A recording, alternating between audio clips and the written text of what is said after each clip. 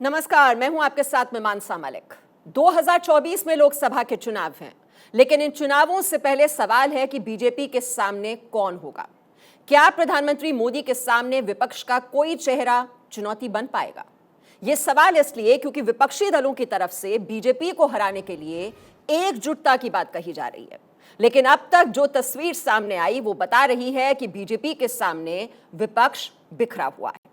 आज बंगाल से ममता बनर्जी का एकला चलो का नारा सामने आ गया। मतलब यह कि ममता बनर्जी को विपक्ष का साथ पसंद नहीं है। बिहार से नीतीश कुमार ने विपक्ष के चेहरे के तौर पर दावेदारी पेश की है, लेकिन उनके नाम पर अब तक सिर्फ तेजस्वी यादव, तेलंगाना के मुख्यमंत्री के चंद्रशेखर राव और जीतन राम मांझी के नाम का ही समर्थन मिला है। वहीं देश के सबसे बड़े सूबे यूपी की दूसरी सबसे बड़ी पार्टी समाजवादी पार्टी ने अखिलेश यादव को पीएम उम्मीदवार के तौर पर प्रोजेक्ट कर दिया है और कांग्रेस मुख्य विपक्षी दल होने के नाते अलग से दावेदारी पेश कर रही है। ये वो तस्वीर है जो बीजेपी के खिलाफ लड़ने की बात तो करते हैं, लेकिन प्रधानमंत्री पद की लालसा के चलते सुर अलग अलग है। क्योंकि ममता बनर्जी के नेतृत्व में तृणमूल कांग्रेस 2024 लोकसभा चुनाव अकेले लड़ने का फैसला कर चुकी है और चुनाव के बाद विपक्षी दलों की सीटों की संख्या को देखकर ममता तय करेंगी कि किसके साथ जाना है। इसका मतलब है कि बिहार से नीतीश कुमार की मोदी के खिलाफ जो दावेदारी पेश की गई, क्या उस पर ममता बनर्जी ने पानी फेर दिया? क्या विपक्षी दलों को साथ लाने के मंसूबे पर ममता बनर्जी का एकला चलो का नारा विपक्ष की रणनीति को फेल करने के लिए काफी है? क्योंकि हाल ही में बिहार के मुख्यमंत्री नीतीश कुमार और तेलंगाना के मुख्यमंत्री चंद्रशेखर राव ने बीजेपी मुक्त भारत का नारा दिया और कहा कि क्षेत्रीय दलों के साथ बीजेपी के खिलाफ 2024 के चुनाव में मैदान में दिखाई देंगे। अब ऐसे में सवाल यह है कि विपक्ष से ममता बागी, अब किसकी बारी? नीतीश कुमार का 24 का यह प्लान कितना कामयाब होगा?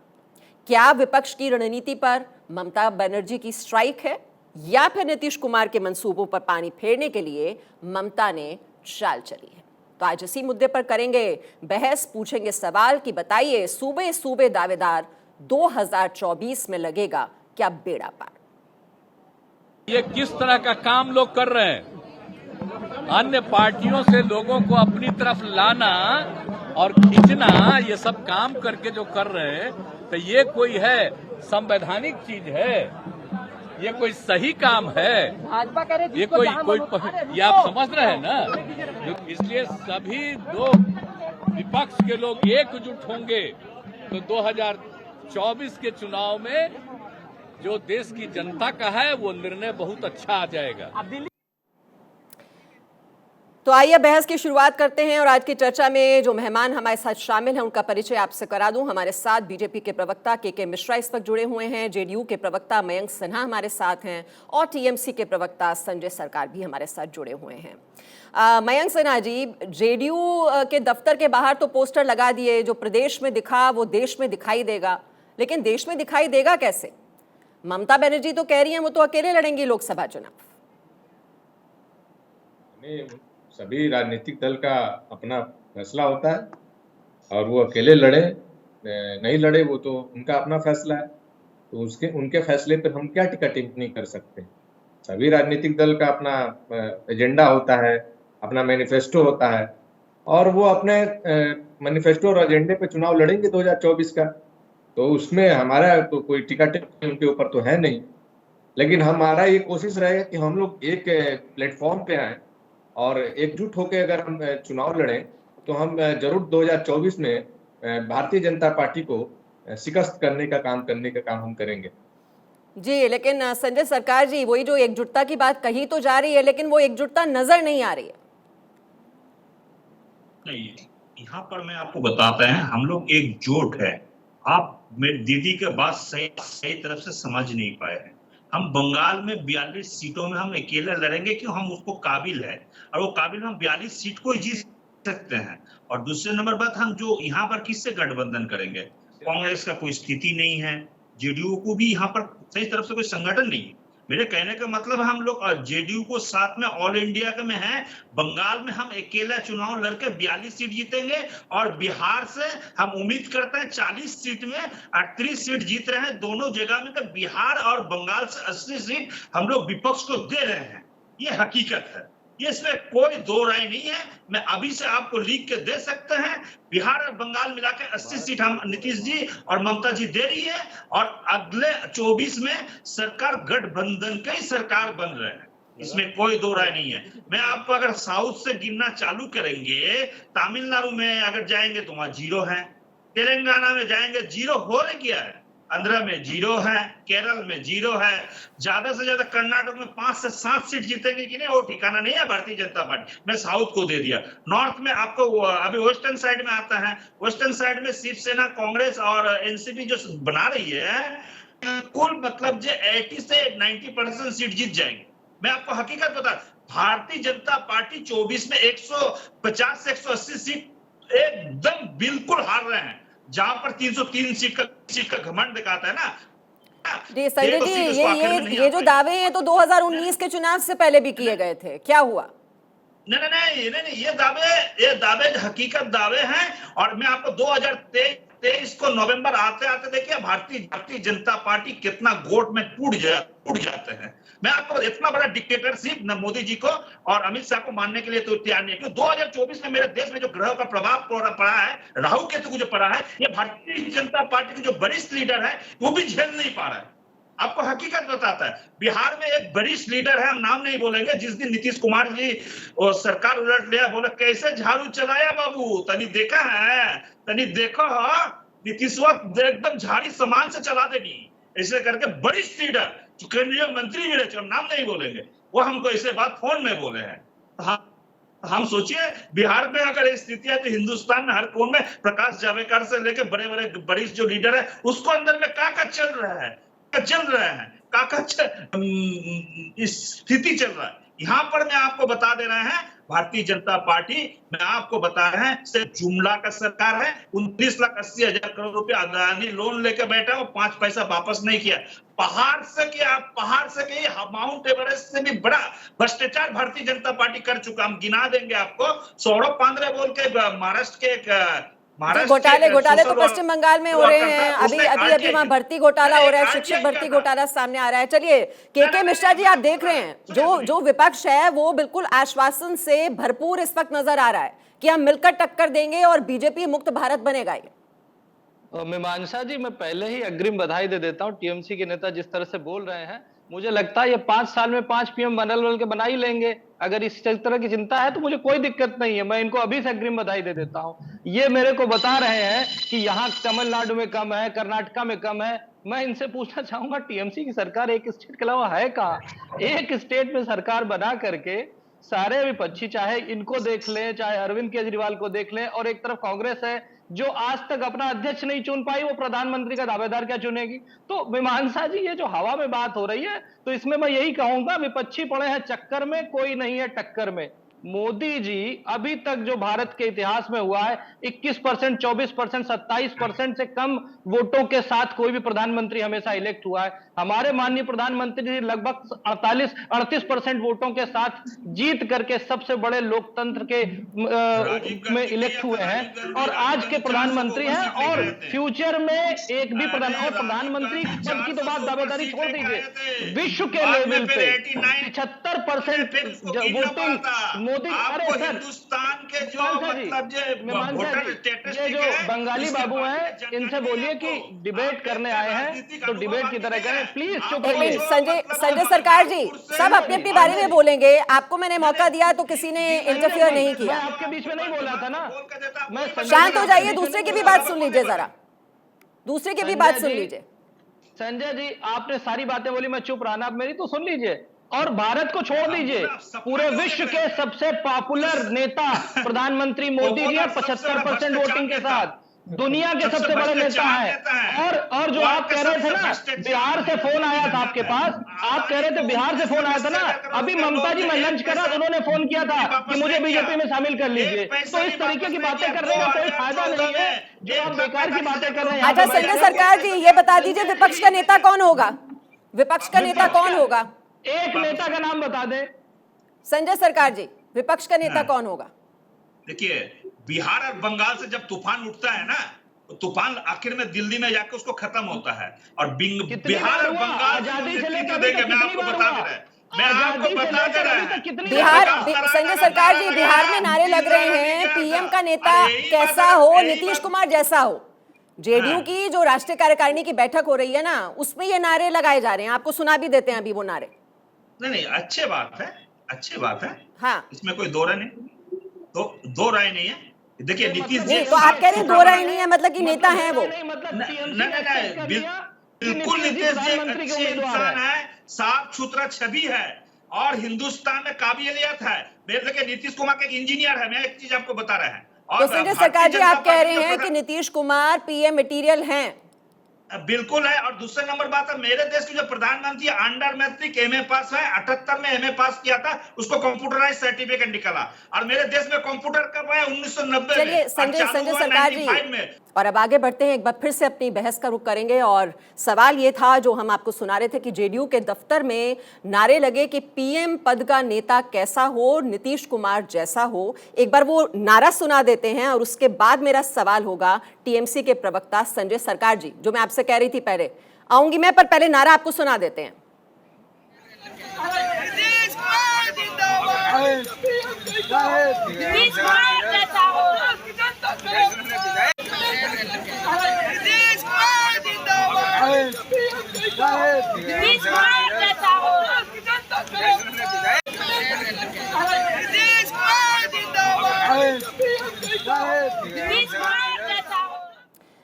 जी संजय सरकार जी, सुन लिया आपने? जवाब हम देंगे? जी जी बोलिए।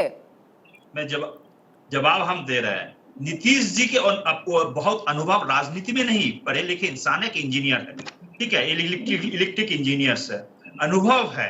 और जयप्रकाश नारायण जैसे नेताओं को साथ में राजनीति किए हैं। अनुभव को घर में अगर बोला जाए तो मोदी जी उसको सामने जीरो है। और दूसरे नंबर बात मैं आपको बताता, मेरे जो देश का प्रधानमंत्री अंडर मैट्रिक एमए पास 1978 में वो एमए पास किया है, उसको भी कंप्यूटर सर्टिफिकेट निकलता। मेरे देश में कंप्यूटर कब आया? 1990 में आया, 95 में इफेक्टिव हुआ है। मैं आपको बता रहा है, उसको कंप्यूटर सर्टिफिकेट, जो फर्जी एक अपना सर्टिफिकेट शो कर सकता है देश के लिए, जो आदमी गुजरात में मुख्यमंत्री होने के तुरंत बाद में गोधरा कांड कर दिया है और गुजरात में काफी इंडस्ट्री उसको एक रुपया स्क्वायर मीटर में जमीन दिया 2003 नवंबर में, वही जमीन 2000 स्क्वायर मीटर में वापस लिया। बीच में 1999 रुपया जो है उसको कटमनी खाया, 10 लाख रुपया का लोन लैंड घोटाला किया है। अदानी को 29 लाख 80 हजार करोड़ रुपए लोन दिया, जिसको 5 पैसा वापस नहीं हुआ। अदानी 1,45,000 करोड़ 2014 में लिया, जिसको पैसा अभी तक बैंक में पैसा वापस नहीं किया। देश आज गरीबी में डूब रहा है। मेरे वो प्रधानमंत्री के जो दोस्त है ना, वो आज अमीरी में वर्ल्ड में तीसरे नंबर में गिना जाता। मैं गाना मेरे को याद आ गया, ये आंसू ये जज्बा तुम बेचते हो गरीब, और देश को तमाम संपत्ति को तुम बेचते हो, तुम्हारा प्यारा व्यापारी के साथ भूखा प्यासा गरीबों का नाम। यही तो स्थिति है। आज कॉलर पकड़ेंगे। ठीक है, मिश्रा जी से जवाब ले लेते हैं। मिश्रा जी, देखिए इन्होंने खूबियां गिना दी नीतीश कुमार की और टक्कर देने के लिए वो पूरी तरह से तैयार हैं, और ये सवाल भी खड़ा कर रहे हैं कि प्रधानमंत्री मोदी की जो नीतियां हैं वो तो आम आदमी पर मार पड़ रहा है और जो उनके खास लोग हैं बस उनको ही वो फायदा पहुंचाते हैं। मीमांसा जी, चिट फंड घोटाला करने वाले चोर, अपने बाथरूम में सोना छुपाने वाले गद्दार और 55 करोड़ रुपए अपने घर में ब्लैक मनी रखने वाले लोग देश के प्रधानमंत्री बनने का सपना देख रहे हैं, फिर बीच में मिर्च लगी। मीमांसा जी, इनकी आवाज बंद कराइए। संजय सरकार जी, देखिए जब आप बोल रहे थे कोई नहीं बोल रहा था। एकदम नहीं, डिबेट ऐसे नहीं करेंगे। आपको काउंटर करने का पूरा मौका मैंने दिया, लेकिन अब दूसरे की बात भी सुनिए। अब ठीक, तो इस तरीके के घोटालेबाज और चोर प्रधानमंत्री बनाने का अगर सपना देख रहे हैं, तो आज विश्व का सबसे बड़ा नेता माननीय मोदी जी हैं और उनके सामने कोई भी नहीं है। और जो ये गरीबी और बेरोजगारी की बात कर रहे हैं, पिछले तिमाही में जीएसटी कलेक्शन 1.4 लाख करोड़ का है। हाईएस्ट मंथली सेल पिछले महीने में हुई है। मैन्युफैक्चरिंग में पीएमआई 9 मंथ से हाईएस्ट हो गया है। अभी आज का डेटा देखिए, आज टाइम्स ऑफ इंडिया उठा के देखिए, उसमें इंडिया, ये समझिए पिछले 10 साल पहले 2012 में हिंदुस्तान वर्ल्ड की इकोनॉमी में 11वें नंबर पे था, आज वो 5वें नंबर पे ब्रिटेन को पीछे कर दिया है। इस तरह की इकोनॉमी चलाने वाले, इस तरह के दूरदर्शी माननीय मोदी जी, आज जो आजादी का अमृत महोत्सव चल रहा है ना, उस अमृत महोत्सव में पूरे विश्व में नंबर 1 इकोनॉमी बनाने का सपना दिखाने वाले मोदी जी के सामने ये चिटफंड के चोर कहां से आएंगे? ये केवल सपना देख सकते हैं, और सपने में ही इसको बोलते हैं मीमांसा जी मुंगेरी लाल के हसीन सपने। मुंगेरी लाल के हसीन सपने देखने का काम नीतीश जी भी देख रहे हैं, ममता जी भी देख रही हैं, केसीआर भी देख रहे हैं और राहुल गांधी जी भी देख रहे हैं। समस्या क्या है? ये सपना देखने का तो हक है के मिश्रा जी। चलिए एक बार मैं मयंक सिन्हा जी से कमेंट ले लेती हूँ। मयंक सिन्हा जी, ये बताइए कि विपक्ष में ये इतनी कंफ्यूजन क्यों है? हमें वो तस्वीर भी याद है, कर्नाटक में तो सभी विपक्षी दल एक ही मंच पर नजर आए थे, हाथ उन्होंने अपने थामे हुए थे साथ साथ, लेकिन फिर बिखर जाते हैं और वही अब भी हो रहा है। भाजपा के पहले तो थोड़ा सा एक मलिक साहब, ये जो मेरा प्रवक्ता है, मैं प्रवक्ता नहीं हूँ पार्टी का, मैं जनता दल यूनाइटेड का एक सिंपल कार्यकर्ता और नेता हूँ। चलिए कार्यकर्ता की हैसियत से अपनी बात आप रख दीजिए। हाँ, तो जो हमारे बड़े भाई साहब प्रवक्ता बता रहे थे के मिश्रा साहब, बड़ी अच्छी बात कर रहे थे कि देश में बहुत तरक्की कर गया, देश कहां से कहां पहुंच गया, देश कितना अच्छा बात बोल रहे थे, बड़ा अच्छा लग रहा था इनसे सुन के। देश का एक ऐसा दौर नहीं बता रहे थे कि देश निजीकरण के राह पर चला आया। इन्होंने अपने मित्रों को 10,000 करोड़ का लोन माफ कर दिया। बाप रे बाप, कितना अच्छा काम किया इन्होंने, टैक्स पेयर का पैसा उनको दे दिया मुफ्त में। ये बातें नहीं बता रहे थे। दूसरी बात की जो आजादी का अमृत महोत्सव है, घर में रोटी नहीं है, दाना नहीं है, और अपने मित्र को तिरंगा बनाने के लिए 2,000 करोड़ का काम दे दिया गुजरात में, उसकी बात नहीं बता रहे थे। ये तो अपनी बात ऐसे बताते हैं, लगता है कि इससे पहले तो देश गुलाम था और 14 में आए तो आजाद करा। अरे भाई साहब, इतना कसीदा मत पढ़िए, क्योंकि आपने 400 का सिलेंडर 1200 में कर दिया, 55 का डीजल 85 में कर दिया, 2 करोड़ रोजगार की बात किए थे आज से 8 साल पहले, 200 लोगों को रोजगार नहीं दे पाए।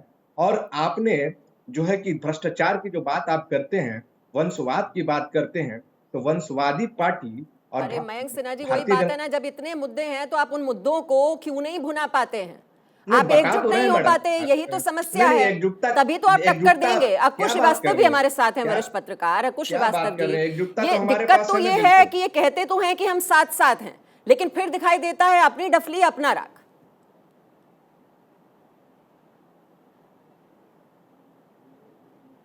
ये बीच में नहीं बोलेंगे। जब सरकार साहब बोल रहे थे तो वो आंधी जब चल रही थी तो मैं तो बाहर भाग के गया देखने के लिए आंधी यहाँ तक आई है कि नहीं आई है दिल्ली में। और हाँ, दिल्ली में एक आंधी इस समय आई हुई है, तूफान आ गया है, बिल्कुल सड़क पे जाम है, पूरा हाल है। राहुल गांधी की रैली हो रही है, तो रैली हो रही है, कैसी है, क्या है, लेकिन क्या उस रैली में कुछ ऐसे ध्वनि आएगी जो एकता देगी? उसका संकेत पहले ही राहुल गांधी दे चुके हैं कि हम अब अपनी जमीन किसी के लिए छोड़ेंगे नहीं। क्या जो बिहार में विपक्ष ने एकता दिखाई है वो देश के बाकी बचे 28 राज्यों में भी होगी? मुझे नहीं लगता कि ऐसी कोई संभावना दिखाई दे रही है। और जब ममता दी कह रही हैं कि 40 सीटें हम जीतेंगे, तो यानी कि वहां पर कांग्रेस के लिए कोई रास्ता नहीं है, यानी कि वहां पर वामपंथियों के लिए कोई रास्ता नहीं है, यानी कि वो ना भी चाहें लेकिन जेडीयू वाले चाहेंगे तो है कि एक आध सीट पे तो मिल जाए हमें, मामला कुछ हो जाए, उनके लिए कोई रास्ता नहीं है।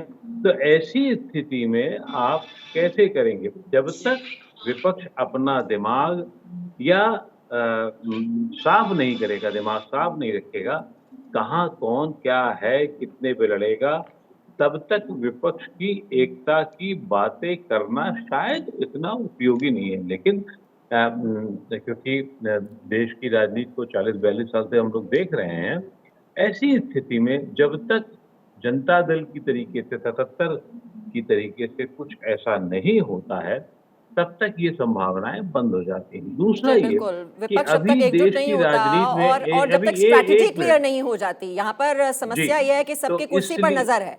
अब वो सबकी कुर्सी पे 2024 का ले चुनाव कैसे लड़ना है, कैसे टक्कर देनी है, उसकी बजाय कुर्सी पर नजर ज्यादा है। और एक बार फिर से बहस की शुरुआत हम एक बार फिर से कर लेते हैं जो बीच में हमने छोड़ दी थी। और सवाल ये है कि एक पद है लेकिन दावेदार कई हैं। तो सरकार जी, ये जो इतने दावेदार नजर आ रहे हैं, जिसमें नीतीश कुमार अपनी दावेदारी ठोक रहे हैं, ममता बनर्जी भी हैं, फिर अखिलेश यादव कह रहे हैं कि वो भी पीएम मटीरियल हैं, तो फिर ये तो लड़ाई बीजेपी से क्या लड़ी जा रही है? ये तो आप आपस में लड़ रहे हैं पहले कि कौन विपक्ष का नेता होगा। सही आप सवाल पूछे हैं, लेकिन पहले मैं हर्षवर्धन जी को जो अभी प्रेस कॉन्फ्रेंस किया उसको जवाब देके मैं कर दूं। आज पूरा हिंदुस्तान जिहादी लोग को पक्ष में चला गया है। कैसे चला गया मैं बता रहा हूँ। मेरे सवाल को तो जवाब दे दीजिए ना पहले संजय सरकार जी, आप बार बार डाइवर्ट कर देते हैं बात को।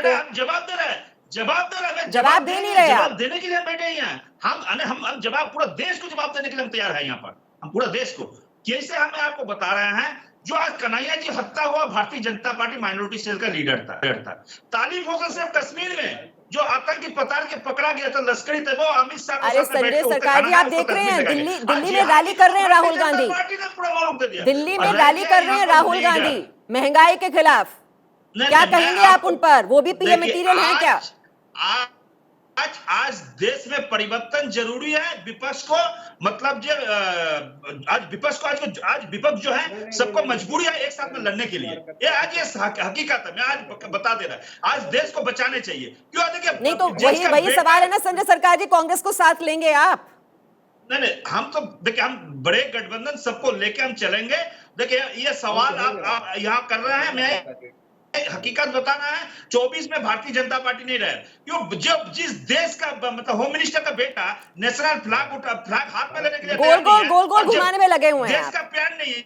अच्छा मयंक सिन्हा जी, आप बता दीजिए जरा, कांग्रेस को साथ ले रहे हैं आप? इसको नहीं, ये तस्वीर कम से कम दिखाइए। बाप देखिए, उसको जो है देखिए, वो भारतीय जनता पार्टी को जो ये है फ्लैग है, वो पैर में लेकर बैठे हुए हैं, पैर में लेकर बैठे हुए हैं। जिसको दल का प्यार नहीं है, देश को प्यार नहीं है, बड़े बड़े बात कर रहे हैं जी। बाप मतलब जो उसका संजय सरकार जी, मैंने जो आपसे सवाल किया वो आप बोलेंगे नहीं कुछ उस पर? बेटा फ्लैग रहने के लिए तैयार नहीं है। मैंने आपको, राहुल गांधी रैली कर रहे हैं, आप उस पर कुछ नहीं बोलेंगे। वो आपके साथ हैं, उस पर आप कुछ नहीं बोलेंगे। बोल रहे हैं जितना तमाम विपक्ष पार्टी है। मयंक सिन्हा जी से के पास जा रही हूं मैं, आप सवाल का जवाब नहीं दे रहे। मयंक सिन्हा जी, एक पद है, कई दावेदार हैं। नीतीश कुमार को आप बता रहे हैं, वहां समाजवादी पार्टी के नेता कह रहे हैं कि अखिलेश यादव होंगे, यूपी से तय होगा प्रधानमंत्री कौन बनने वाला है। वहीं शरद पवार भी हैं और अरविंद केजरीवाल भी हैं। उनकी पार्टी के कार्यकर्ता कह रहे हैं कि वही सबसे अच्छे नेता हैं। तो कौन है सबसे अच्छा नेता जो टक्कर देगा प्रधानमंत्री नरेंद्र मोदी को? मयंक सिन्हा जी, आपसे है सवाल। मयंक सिन्हा जी, मेरी आवाज आप तक पहुंच पा रही है? हाँ, आ रही। एक बार हाँ, मेरा सवाल आपसे ये है कि नीतीश कुमार को आप सबसे अच्छा नेता बता रहे हैं, जो समाजवादी पार्टी के नेता हैं वो अखिलेश यादव को अपना सबसे अच्छा नेता बता रहे हैं। आम आदमी पार्टी कह रही है कि अरविंद केजरीवाल से अच्छा कोई नेता ही नहीं है। फिर शरद पवार भी हैं, ममता बनर्जी भी हैं। कौन है सबसे अच्छा नेता? यही तो लोकतंत्र की सबसे बड़ी खूबी है। इस देश में समाजवादी विचारधारा के लोग, दूसरा आप बड़े हंसते हैं जब आप बोलते हैं, तो मैं बड़ा शालीनता से सुनता हूँ। थोड़ा सा शालीनता अपने अंदर भी रखिए। ये हंसी कहीं दुख में मत गायब हो जाए 24 में, ठीक है? और कहीं सिमट जाए 0 पे तो बड़ा दिक्कत हो जाएगा मित्रा, ठीक है? हम तो इसलिए कह रहे हैं ना कि आप फंसिए और 24 में हंसते हंसते विदा कर देंगे आपको, ठीक है? हम तो चाह रहे हैं कि आप हंसिए, और इसी के जो हंसी है ना, वो देश देख रहा है कि किस प्रकार आपने देश का मजाक बनाया है 8 साल में जुमलाबाजी करते करते। तो ये जुमलों की जो सरकार है उसको हम लोग विदा करने का तय कर लिए हैं। और सुनिए मित्रा साहब, मयंक जी, वही तो स्ट्रैटेजी आप नहीं बता पा रहे ना कि विदा करेंगे कैसे? सिर्फ कहने से तो हो नहीं जाएगा। मैडम मैं बता रहा हूँ, हमारे नेता नीतीश कुमार जी, आदरणीय नीतीश कुमार जी, कहीं ये नहीं बोले कि मैं पीएम पद का उम्मीदवार हूँ, सबसे पहली बात। और वो हमारे कार्यकर्ता बोलते हैं कि वो पीएम पद के उम्मीदवार है। मेरे भी मन की चाहत है कि नीतीश कुमार से बढ़िया सर्वमान्य नेता पूरे हिंदी बेल्ट में कोई नहीं। और मैं आदरणीय ममता बनर्जी का भी बड़ा रिस्पेक्ट करता हूँ, वो भी बंगाल में सर्वमान्य नेता है। तो हर प्रदेश में अपने अपने पार्टी के वो लोग सर्वमान्य नेता हैं। तो यही तो विपक्षी एकता है कि उनको एक साथ ले आना है, और ले आने के बाद ये डिसाइड होगा कि कौन प्रधानमंत्री पद का उम्मीदवार है। वो तो जनता डिसाइड करेगी ना। अभी 24 तो आया नहीं है, और 24 जब आएगा तो उसमें सब कुछ क्लियर हो जाएगा कि हमारे नेता जो है विपक्षी एकता के बारे में बात कर रहे हैं, और विपक्षी एकता क्या पहल कर रहे हैं। आज हमारी बैठक भी चल रही है, और उसमें सर्वसम्मति से चुना गया है कि आदरणीय मुख्यमंत्री जी पूरे विपक्ष में, पूरे देश में घूम घूम कर विपक्षी एकता को मजबूत करने का काम करेंगे। और हम सभी लोग, कोई आइडियोलॉजिकल डिफरेंस नहीं है, हम लोग समाजवादी लोग हैं, और समाजवादी लोग अपने में लड़ते भी हैं और मिलते भी हैं। यही तो लोकतंत्र की खूबी है कि जो चीज गलत है उसको सामने लाके बोलते भी है। तो हमारी दीदी जो है ममता बनर्जी, वो बंगाल की सर्वमान्य नेता है। ठीक है, देश में लोग उनको पसंद करता है। मिश्रा शरद पवार साहब जी, कमी क्या है नीतीश कुमार में? आप देखिए, ये एकजुट हो रहे हैं, आप राहुल गांधी को भी देख रहे हैं, वो सबसे बड़ा जनसंपर्क अभियान कर रहे हैं, वहां पर शक्ति प्रदर्शन वहां भी हो रहा है, महंगाई के खिलाफ, बेरोजगारी के खिलाफ। ये तो आपकी कमजोर कड़ी है जिसके बलबूते आपको घेरने की कोशिश हो रही है। मीमांसा जी, जब से देश आजाद हुआ है तब से लेके आज तक किसकी सरकार थी? उस सरकार ने भारत को इकोनॉमी में कहां लाके खड़ा करा था?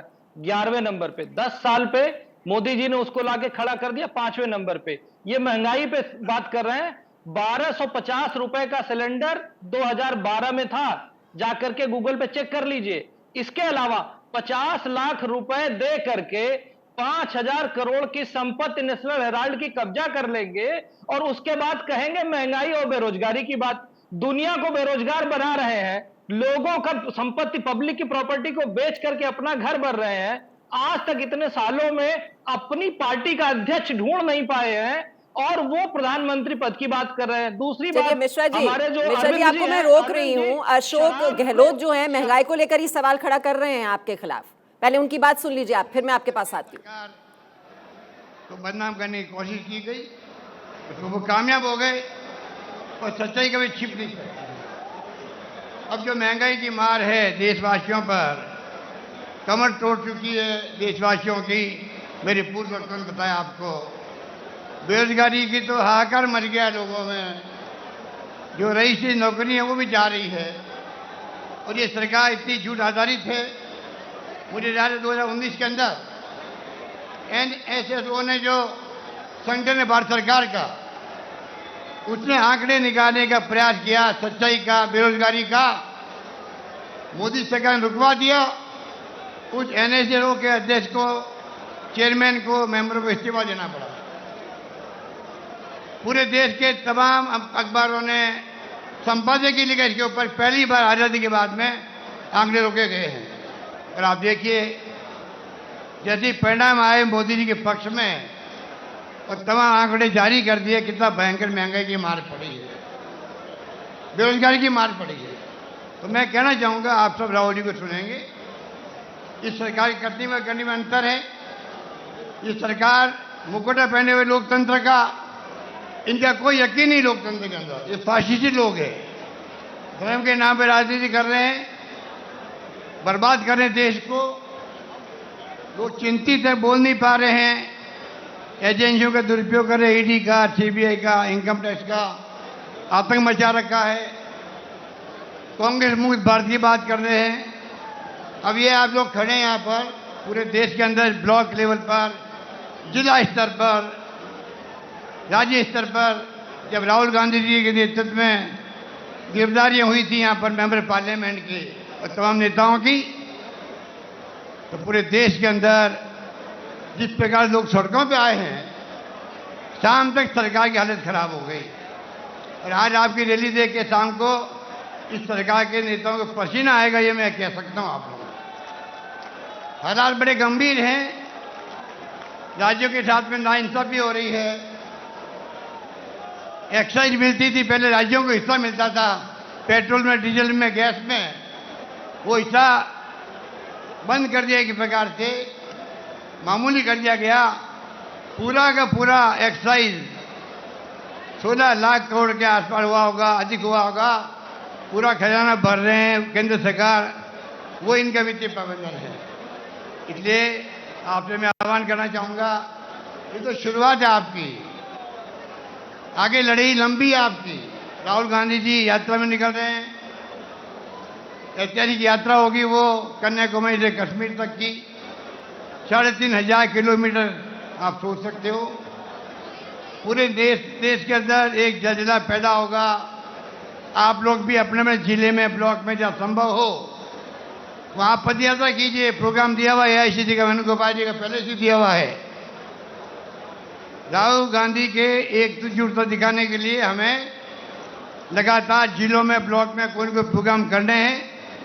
यात्रा एक रूट से चलेगी, एक मैसेज आएगा, भारत जोड़ो की जरूरत क्या पड़ी है। यात्रा की नाम भारत जोड़ो क्यों दिया गया? इसलिए आज नफरत का माहौल है, तनाव का माहौल है, हिंसा का माहौल है, और प्रधानमंत्री के मुंह से एक ओपिनियन निकल रही है कि आप देश में शांति, सद्भाव, भाईचारा कायम करो और मैं हिंसा बर्दाश्त नहीं करूंगा।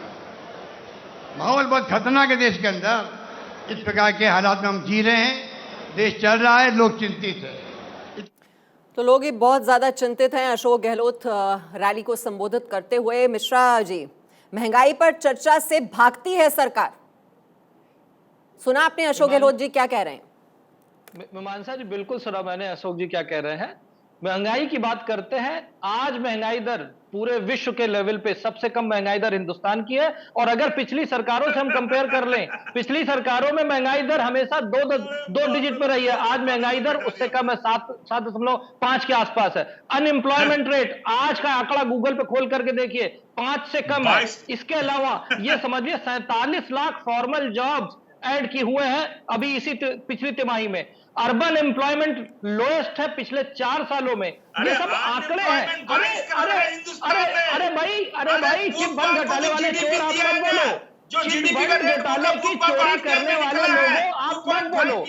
आप लोगों ने अपने बाथरूम में 5-5 किलो सोना छुपा के रखा है, गरीबों के 50 करोड़ रुपए रखे हुए हैं, आप मत बोलो। अरे छोड़ो, जो बांग्लादेशी। अच्छा मिश्रा जी, दूध, दही, छाछ पर आप GST लगा देते हैं, मीमांसा जी, और फिर आप कहते हैं महंगाई तो है ही नहीं। नहीं मीमांसा जी, ये पहले तो संजय जी से रिक्वेस्ट है कि अगर इस तरह की डिबेट करनी है तो मुझे नहीं बोलना, क्योंकि मैं इनके बारे में बिल्कुल नहीं बोलता हूँ। सरकार जी शांत हो जाइए, आप ही का सवाल पूछ रही हूँ। हाँ जी बताइए। हाँ मिश्रा जी, आप दूध, दही, छाछ पर GST लगा देते हैं, आप एक और कहते हैं GST कलेक्शन बहुत बढ़ गया है, तो फिर महंगाई से राहत क्यों नहीं मिल रही है आम आदमी को? मीमांसा जी, एक तो ये जो गलत इंफॉर्मेशन दी जा रही है कि दूध, दही, छाछ पे GST लगा, ये गलत है। इंफॉर्मेशन करेक्ट करें जाकर के। पार्लियामेंट के फ्लोर पे माननीय फाइनेंस मिनिस्टर ने बोला है कि जो पैकिंग की जाती है, पैकिंग में व्यापारियों का फायदा होता है, जिनकी ये बात कर रहे हैं। और बार बार अडानी की बात लाते हैं। अडानी हिंदुस्तान का सबसे अमीर आदमी 2011 में बना था, हमने नहीं बनाया है। कोई चाय पकौड़ा नहीं तल रहा था वो। और अडानी का ही पावर प्लांट अशोक जी ने लिया है। अडानी का ही पावर प्लांट अशोक गहलोत ने राजस्थान में। मिश्रा जी पैकेज की जो आप बात कर रहे हैं, जो शहरों में रहने वाले लोग हैं वो तो वही खरीदते हैं ना, वो खरीदना बंद कर दें क्या? मिडिल क्लास भी तो वही खरीदता है। मीमांसा जी, GST काउंसिल की मीटिंग में ये TMC के प्रवक्ता भी तो थे, क्यों नहीं उन्होंने अपोज किया? क्यों वहां पे पास होने दिया? जब GST काउंसिल की मीटिंग में सारे स्टेट का पार्टिसिपेशन होता है, और GST काउंसिल की मीटिंग में ममता जी ने कहा था, यही अरविंद केजरीवाल ने कहा था, अशोक गहलोत ने कहा था, सबने इस बात को समर्थन किया था कि GST लगना चाहिए पैक चीजों पे और फूड मटेरियल पे। अगर इनको अपोजिशन था तो GST काउंसिल की मीटिंग में बोलना चाहिए था ना। यहाँ पर बैठ करके झूठ बोलने के सिवाय कुछ नहीं करते हैं। पूरे भारत देश में आप ये समझिए, आज एम्प्लॉयमेंट की बात करते हैं, मोबाइल प्रोडक्शन में, मोबाइल फोन प्रोडक्शन में हिंदुस्तान वर्ल्ड में दूसरे नंबर पे आ गया है। नॉन रिन्यूएबल एनर्जी सोर्सेज में हिंदुस्तान दूसरे नंबर पे आ गया है। आप पोल्यूशन कंट्रोल में ठीक है, एक कमेंट मैं यहाँ पर अंकुश श्रीवास्तव जी से भी ले लेती हूँ। बहुत देर से वो बैठे हुए हैं, इंतजार कर रहे हैं। अंकुश श्रीवास्तव जी, जब विपक्ष के पास इतने मुद्दे हैं, महंगाई की बात की जाती है, बेरोजगारी की बात की जाती है, और इन मुद्दों को लेकर हम देख रहे हैं कि कांग्रेस लगातार हमलावर तेवर भी अपनाए हुए है और जो विपक्षी दल हैं वो भी इन मुद्दों को उठाते रहे हैं, फिर क्या वजह है कि एकजुटता वो नजर नहीं आती है? चाहे वो उपराष्ट्रपति का, राष्ट्रपति का चुनाव देख लीजिए, और साल दर साल हम देखते रहे हैं, चाहे वो लोकसभा चुनाव 2019 से पहले भी यही बातें कही जा रही थी, एक मंच पर आने की बात कही जा रही थी, लेकिन यही बिखराव हर चुनाव से पहले नजर आता है। क्या इस बार भी यही होने वाला है? दिक्कत सिर्फ ये है कि देश में प्रधानमंत्री की कुर्सी एक है। पहले तो ये देश में सभी लोगों को प्रस्ताव पारित कर देना चाहिए, कम से कम 5 कुर्सियां हों, और नहीं हो तो उसके 5 टुकड़े करके रख दें कि इस साल की ये कुर्सी पे ये बैठेगा, इस पे ये बैठेगा, इस पे ये बैठेगा, और संवैधानिक मान्यता दे दे, तभी ये संभव होगा। देश में निश्चित रूप से बेरोजगारी की समस्या है, महंगाई की समस्या है, बाकी और समस्याएं हैं, लेकिन ये विपक्ष को नजर नहीं आती है। क्या टीएमसी बताएगी कि उसने इस मामले पे कितनी रैलियां, कितनी रैली, कहाँ कब की हैं? क्या जेडीयू बताएगी कि कितनी रैली कहाँ की हैं और नहीं की हैं? क्या और विपक्षी दल ये बताएंगे कि वो जनता की आवाज को लेकर के दिल्ली उन्होंने बिल्कुल जाम कर दिया हो, खत्म कर दिया हो, मारामारी कर दी हो? आखिर यही बीजेपी थी जब विपक्ष में थी, अकेली पार्टी थी, नाक में दम किए रहती थी सबके। आप इतने सारे लोग हैं, इतने दल हैं, इतने क्यों नहीं इसके खिलाफ करते हैं? देखिए, विपक्ष की लड़ाई विरोधी दलों को ही लड़नी पड़ेगी, और सत्ता पक्ष की लड़ाई जो लड़ रहे हैं वो लड़ेंगे।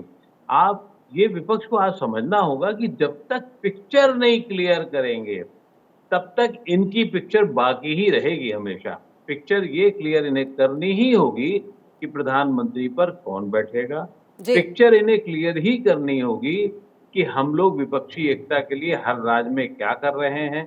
पिक्चर इन्हें क्लियर ही करनी होगी कि हमारी क्या अब देश की राजनीति में नैतिकता नाम के पे बात नहीं की जानी चाहिए? क्या वही नीतीश कुमार जब आरजेडी से बात कर लेते हैं, उनके पहले के 4 बयान, बाद के 4 बयान कैसे मेल खाएंगे? ये जो बार-बार ये जो यू टर्न लेते हैं, जो पलटू राम, उनको एक नई संज्ञा दे दी गई है। मयंक सिन्हा हमारे साथ है। मयंक सिन्हा जी, अब जनता को कैसे भरोसा हो कि कुर्सी के लालच में वो फिर नहीं बदल लेंगे अपनी पार्टी? बार-बार वो बदलते रहे हैं। देखिए, किस प्रकार का आप बात करते हैं कुर्सी का लालच? अगर हमारी पार्टी को कोई तोड़ना चाहेगा तो हम अपने आप को सुरक्षित नहीं करेंगे क्या? महाराष्ट्र वाला खेला हो जाता, फिर आप वही बोलती हमसे पूछती कि आपने अपने पार्टी को सुरक्षित क्यों नहीं किया? अरे मयंक जी, आप अपने विधायकों को अगर संभाल नहीं पा रहे हैं तो किसकी दिक्कत है फिर? सुनिए ना, सुनिए, मेरी बात तो सुन लीजिए ना। विधायकों को तो ये ईडी, सीबीआई, आईटी का प्रयोग करके आप नहीं देख रहे देश में क्या माहौल है? आप इतनी वरिष्ठ पत्रकार हैं, आपको तो सब कुछ मालूम है कि पॉलिटिकल वेंडेटा के थ्रू ये कैसे सरकार को गिरा रहे हैं। अभी हाल में तो जो साइकोलॉजिकल गेम खेला गया है मणिपुर में, आपको नहीं पता चल रहा है कि लोग और लालच के चलते और डर। अरे मयंक जी, वही तो मैं सवाल आपसे कर रही हूँ, आप अपने विधायकों को क्यों नहीं एकजुट कर पा रहे हैं? सवाल क्यों उसमें सेंधमारी हो जाती है? इसका जवाब तो आप ही को देना होगा ना। क्यों नहीं उस बात पे सामने रहते हैं? क्यों नहीं बात सीधे करते हैं? आप ये बताइए ना, जब पार्टी ही एकजुट नहीं रह पाएगी, वो भी विधायक तोड़ रहे हैं, तो फिर आप तमाम विपक्षी दल एक जगह पर आ जाएंगे, ये हम कैसे भरोसा करें? कि आपकी टूट होती है या दूसरे की पार्टी के विपक्ष के नेताओं की टूट होती है, क्यों मणिपुर के विधायक इधर आ जाते हैं?